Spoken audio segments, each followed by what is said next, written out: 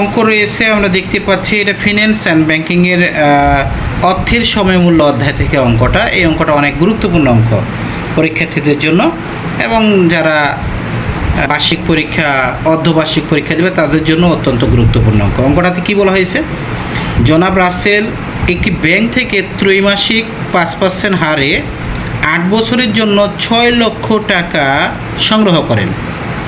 তিনি উক্ত টাকা ক ব্যাংকে, এটা একটা নির্দিষ্ট ব্যাংকের নাম দিয়েছে আর কি, ক ব্যাংকে 8 বছরের জন্য 9.5% হারে মাসিক চক্রবৃদ্ধিতে রাখতে চান। আর অন্যদিকে তার বন্ধু সুমন পরামর্শ দিলেন উক্ত টাকায় একটি জমি কিনলে একই সময়ে তার মূল্য হবে 12 লক্ষ টাকা। তাছাড়া ওই জমি থেকে ফসল উৎপাদন করে প্রতি বছর আরও 2 লক্ষ টাকা আয় করতে পারে। এখানে গ নম্বরে বলছে জনাব রাসেলের গৃহীত ঋণের প্রকৃত সুদের হার নির্ণয় করো।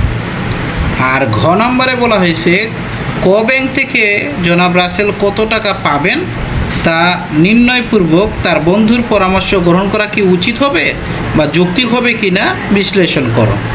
এটা আমরা এখন আলোচনা করব ইনশাআল্লাহ।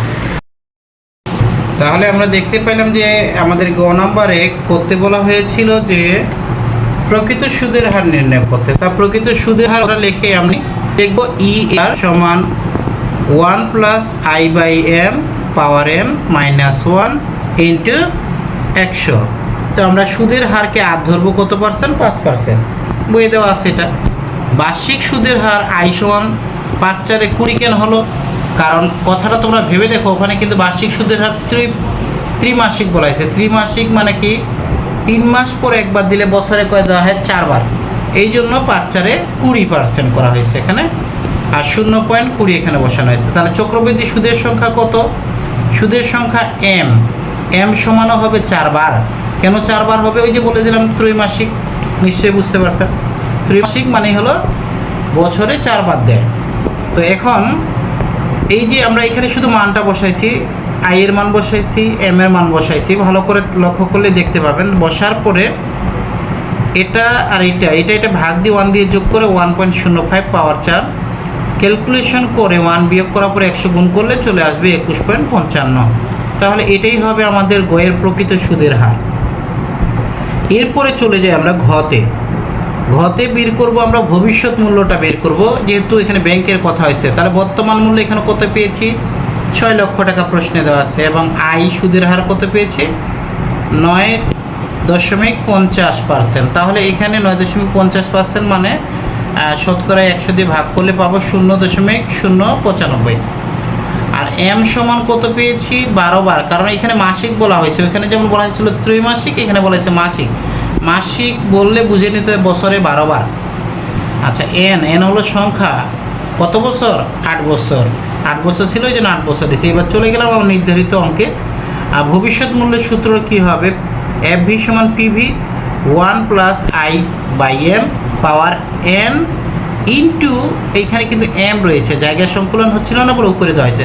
স্যার এই সূত্রটা কেন বসেছে, ওই যে মাসিক চক্রবৃদ্ধি বলছে না, মাসিক চক্রবৃদ্ধির সূত্র হলে এটা বসে।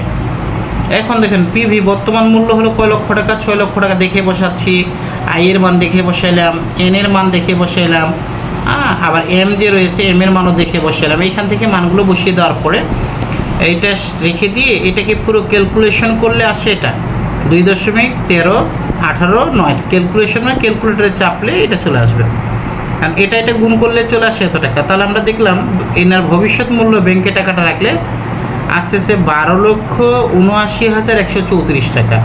আর ওইদিকে দেখি আমরা জমির মূল্য কী ছিল, জমির মূল্য তো 12 লক্ষ টাকা পাইতাম, আবার অতিরিক্ত আয়ের কথা বলা হয়েছে 2 লক্ষ টাকা করে।